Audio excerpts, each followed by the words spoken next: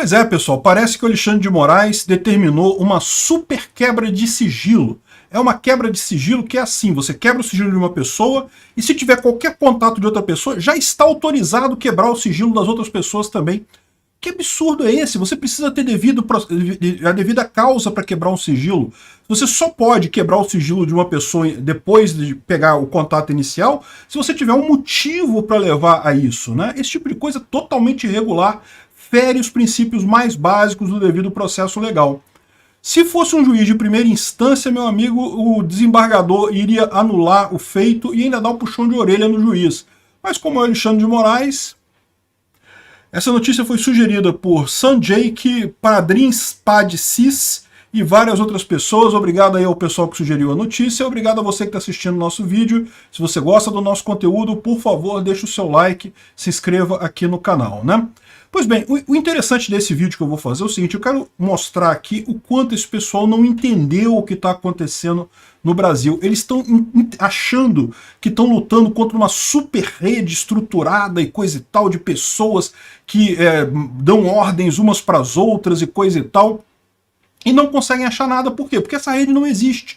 O que está acontecendo é a informação descentralizada e distribuída. O que o Alexandre de Moraes acha que é uma coordenação de pessoas que mandaram as pessoas xingar ele, não. As pessoas xingam você, Xandão Cabeça de Piroca, porque a gente percebe que o que tu está fazendo está errado. É isso que as pessoas fazem, não tem ninguém mandando ninguém fazer nada contra ninguém, não. É realmente você que está provocando esse problema contra o STF. Mas é aquele negócio, a esquerda, ela se organiza diferente, ela se organiza realmente em estruturas hierárquicas. Eles estão acostumados a, quando há, por exemplo, uma destruição de personalidade de alguém, quando fizeram com o Collor, por exemplo, lá em 92, veja, eu não estou dizendo que não foi merecido o impeachment do Collor, certamente foi merecido. Só pelo que ele fez com a poupança dos brasileiros já merecia o impeachment ali.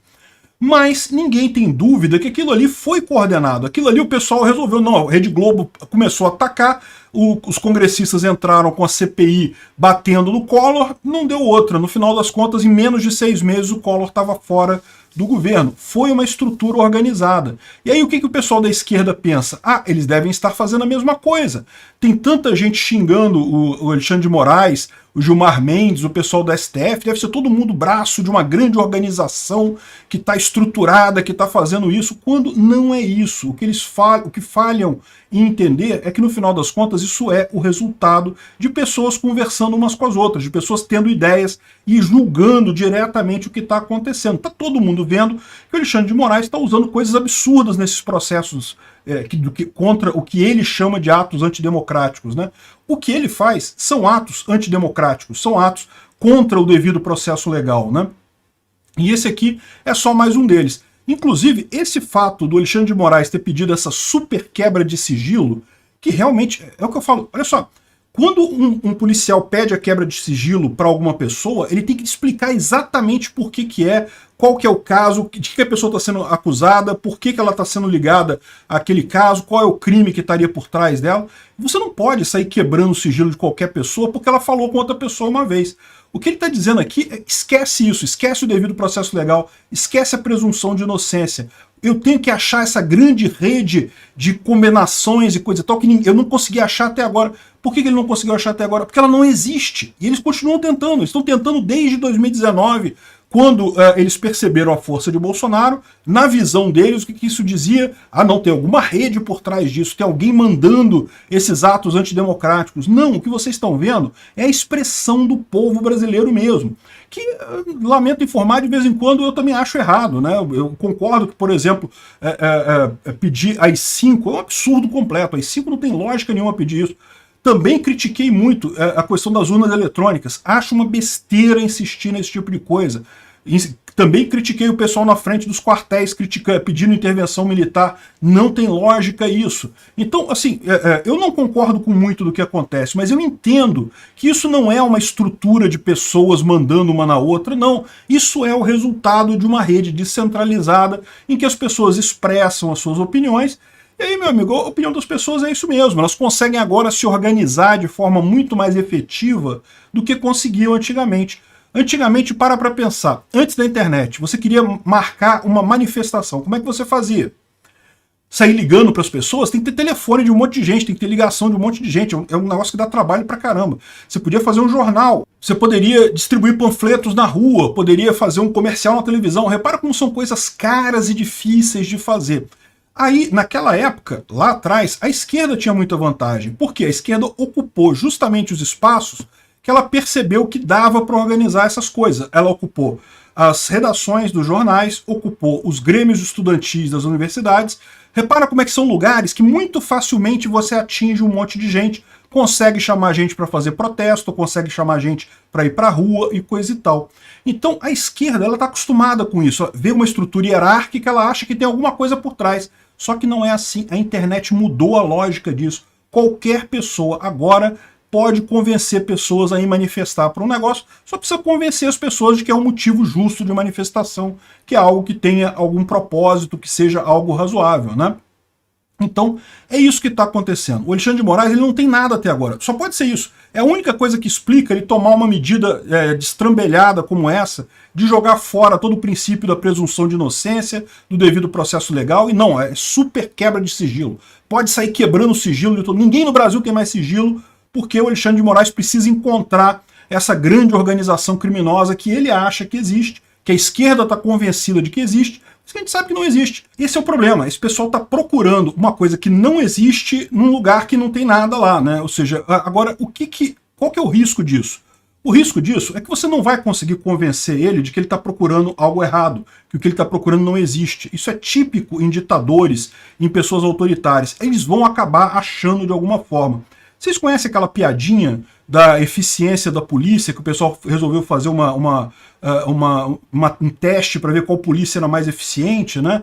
E aí soltaram um coelhinho no mato e mandaram o pessoal do FBI procurar o coelho, né? Demoraram 1h30 e coisa e tal, voltaram com o coelhinho lá, beleza, 1h30, anotaram lá. Aí mandaram o pessoal da Scotland Yard da Inglaterra, e Scotland Yard demorou ali 1 hora. 1 hora já trouxe ali o coelhinho, achou o coelhinho e coisa e tal. E aí mandaram a PM do Rio de Janeiro. E aí daqui a pouco, a 15 minutos, chegou a PM com um cara todo machucado. Não, eu sou um coelhinho, eu juro que eu sou um coelhinho, e não sei o que lá. Quando esse pessoal autoritário, totalitário, quer achar alguma coisa, meu amigo, eles vão achar mesmo que a coisa não exista.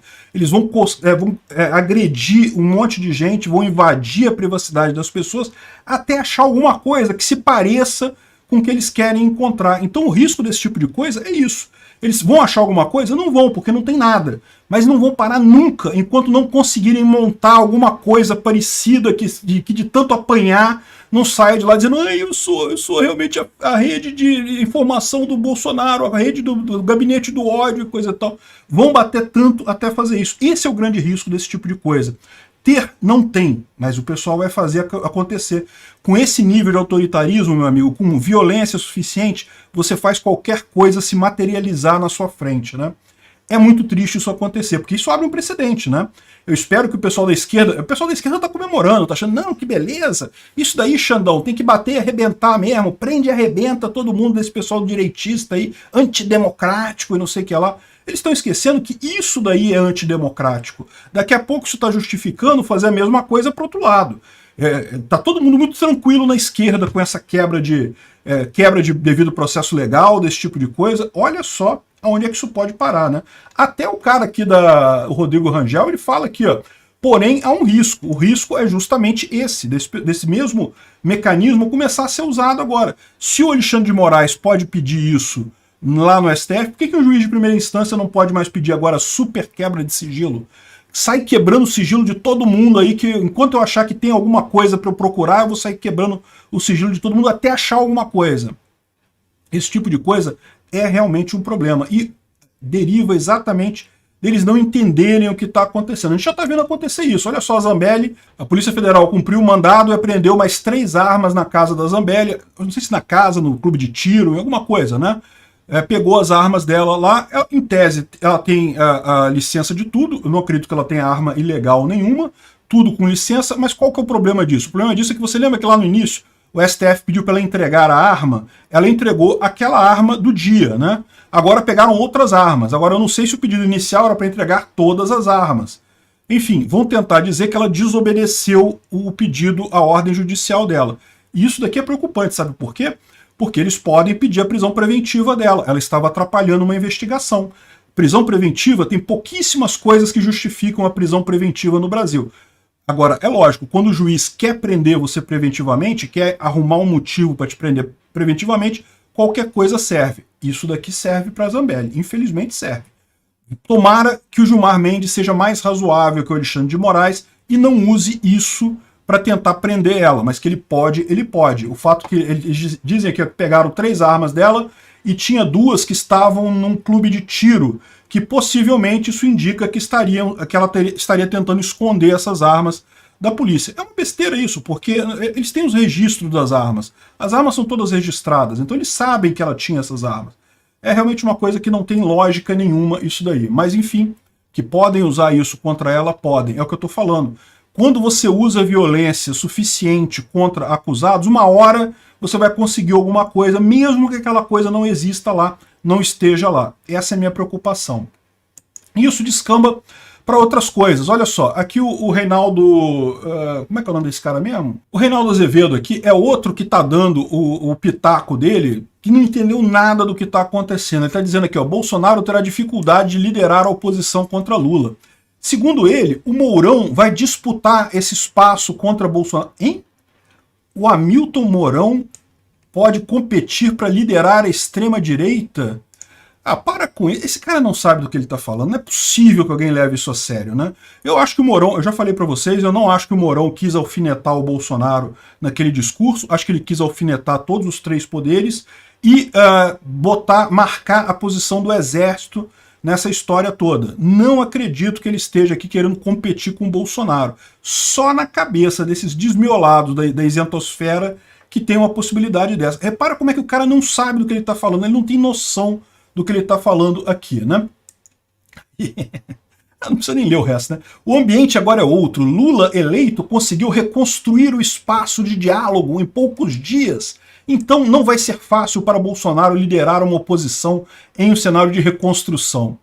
Tá bom, Reinaldo, eu vou acreditar em você. Esse outro aqui tem um pouco mais, foi um pouco além, né? Ele está falando aqui uma coisa que todo mundo já percebeu, existe resiliência muito grande do bolsonarismo. O cara que está falando aqui é o cientista político Miguel Lago, que é de esquerda, então ele também é contra o Bolsonaro, também acha um absurdo isso tudo, mas ele aponta que, olha só, o que a gente está vendo é que o bolsonarismo tem uma resiliência, ele não vai acabar rapidamente. Agora, ele também erra aqui num ponto em que ele diz que é o seguinte, o Bolsonaro é fundamental para o bolsonarismo. O que ele diz é o seguinte, se você tirar Bolsonaro da equação, o bolsonarismo some. E aí, de novo, é mais uma vez que esse pessoal está errando. Esse pessoal está achando que Bolsonaro é a causa do movimento, né? Segundo ele diz aqui, o Bolsonaro é o grande agregador da direita no Brasil. E isso é falso. O Bolsonaro é uma consequência. O Bolsonaro foi aquele que o pessoal conseguiu enxergar para liderar o movimento, mas não é, de forma alguma, nunca foi a causa desse movimento. Tanto que esse movimento surgiu justamente com o impeachment da Dilma, lá em 2013, naquelas manifestações contra o PT, e Bolsonaro foi só o cara que apareceu ali na frente e era a aposta mais viável dessa história toda. Mas está muito longe de ser o único nessa história toda, está muito longe de permitir, tirando o Bolsonaro, acabar com esse movimento da direita, do libertarianismo. Ao contrário. E veja, conforme ele fala aqui, eu não tenho dúvida que Bolsonaro é uma liderança importante. Ele de fato é uma liderança importante. Mas é um erro achar que ele é a causa de tudo, que tirar ele da equação vai acabar tudo. Não, esse pessoal está se iludindo. As coisas mudaram estruturalmente, é uma mudança de baixo para cima. É uma mudança que aqui no Brasil o pessoal não está acostumado. Aqui no Brasil, toda mudança que veio na política brasileira veio de cima para baixo. Veio o pessoal lá de cima mandando e tentando mudar como é que funciona o Brasil. É a primeira vez, essa eleição do Bolsonaro, o movimento para tirar a Dilma, a eleição do Bolsonaro, é a primeira vez que essa coisa vem de baixo para cima. E a perspectiva é que isso só aumente de força, à medida que mais e mais pessoas vão confiar na informação descentralizada e distribuída. Vão trocar informação pela internet. Hoje em dia já é muita gente fazendo assim e a tendência é cada vez mais, né? Então, esse pessoal todo está errando. O meu grande erro é, o especialista em política aqui está errando? Foda-se. O Reinaldo Azevedo está errando? Foda-se.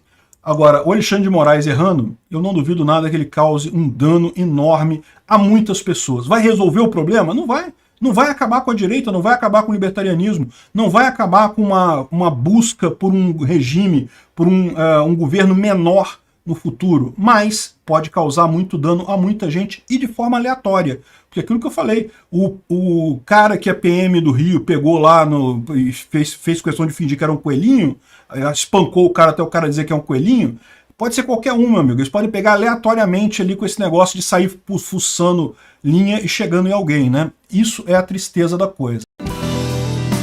Obrigado por assistir o vídeo até o final. Além de curtir, compartilhar e se inscrever no canal, considere se tornar patrocinador com valores a partir de R$ 1,99. Clique no botão Seja Membro abaixo para saber as condições e vantagens de patrocinar o canal. Mais informações sobre o nosso projeto, visite nossos sites indicados na tela.